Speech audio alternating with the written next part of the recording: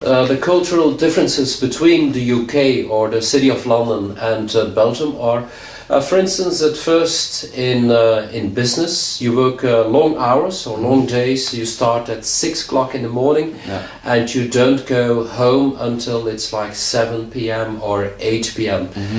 So it's not a 9 to 5 job.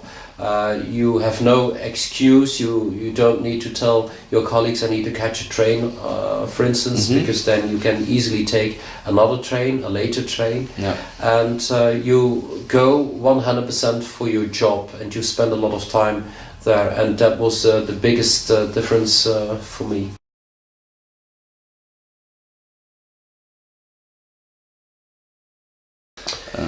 In the UK, you cannot really function as an individual, or not in my company, because you've got salesmen, you've got traders, and they all need to be working together in order to achieve the highest and the best possible results. So you need to speak to your colleagues all the time. From time to time that's a bit difficult, and there were some problems, and then when you had an issue with one of your colleagues, then you needed to take care of that, and you needed to be sure that after a couple of hours you could go on well with him or her again, so that you could contribute to the result of the company. That was most important. So you could not really work as an individual.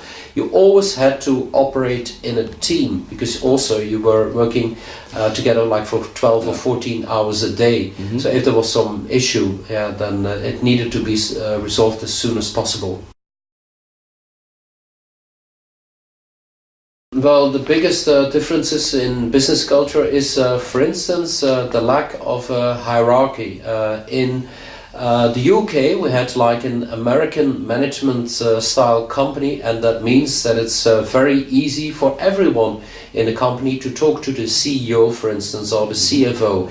In Belgium, that was definitely not done. You couldn't speak to the CEO of the company because you were not high enough in hierarchy. But then in the UK, it didn't really matter, and it didn't matter at KBC Financial Products, because there we had an American management style. It did matter again the last 2 years when I worked in the City of London, because then I was working for a Japanese company, and then the hierarchy came back, in fact. So you were supposed to speak to the higher ranking person, but you were not allowed to speak to the highest ranking person, the CEO, who, by the way, couldn't even speak English because he was only able to speak Japanese. So that's a big difference.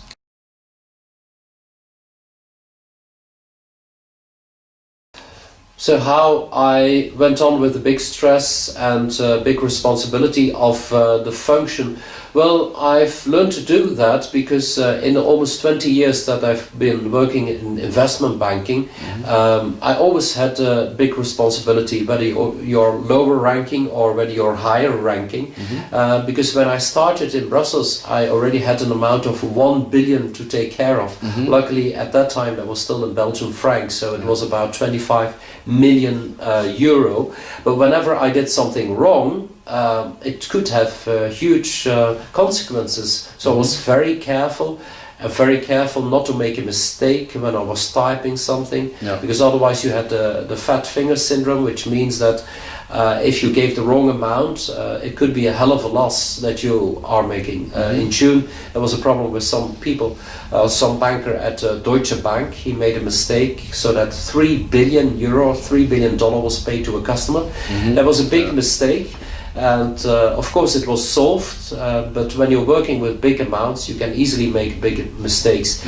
And whether you're lower ranker or higher ranking, perhaps it could be a bit more stressful when you're higher ranking, because then you've got a bigger responsibility. But in the end, I've always taken care of those responsibilities, so it didn't matter to me whether I was a director or not.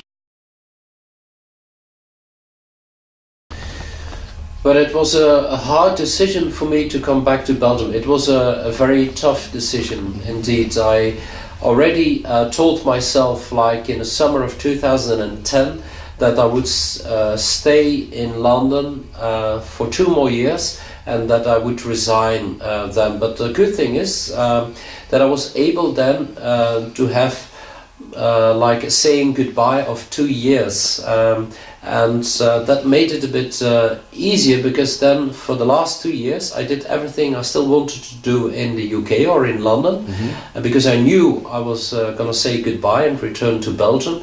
It was still a hard decision though, because the longer you stay in London, the more you like the town, the more you know the town, and you know all the good places and the things to do, and you've got more friends.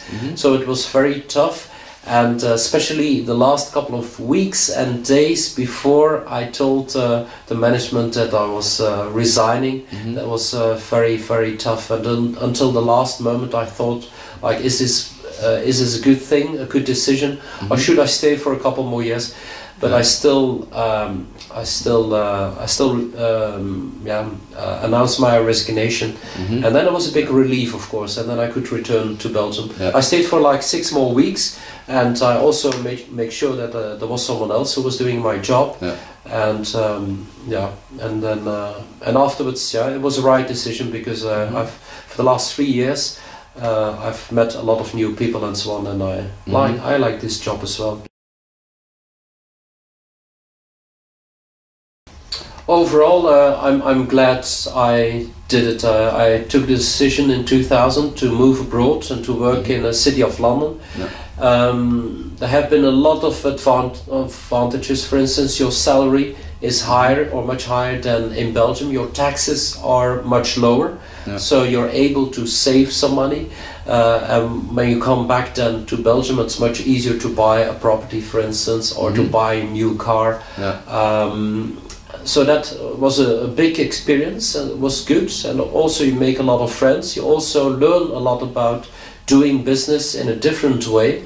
So London is completely different than Belgium doing business. You need to be more commercial, more be thinking about turnover and profits, and that's not the same here in Belgium. So it's good that you have a new view on the business, also on the financial sector.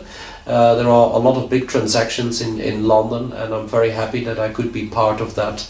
And I learned a lot, and also about foreign practices, because when you always stay in Belgium, you would think that everything we do is being done the same way all over the world, but of course that's rubbish, because every culture, every country is doing things in a slightly different way, and you can learn from those people abroad.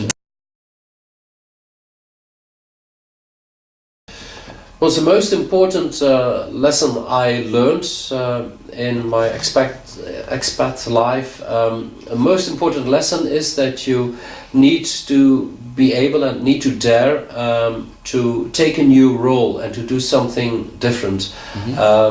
I know some people that do the same job for like 30 or 40 years, and it's very good, of course, if you love your job, but some people are complaining and say after like 10 or 15 years, I want to do something new, but then I don't dare because I've got my responsibilities here and I can't move abroad. I think you need to be able to say something like, I want to do something completely new, because you only live once. So it's good to have some different experiences, and I'm very happy that I moved abroad and started again, all over again in fact, because you need to be able to make new friends, and you have new colleagues, and you need to learn another country and another company in fact, and you always worry about the disadvantages and the problems you might have. But things go well as well, and there are advantages as well as disadvantages, and perhaps the advantages are bigger than the disadvantages. So you can only find out when you dare to take that decision, and I am very happy that I took this decision.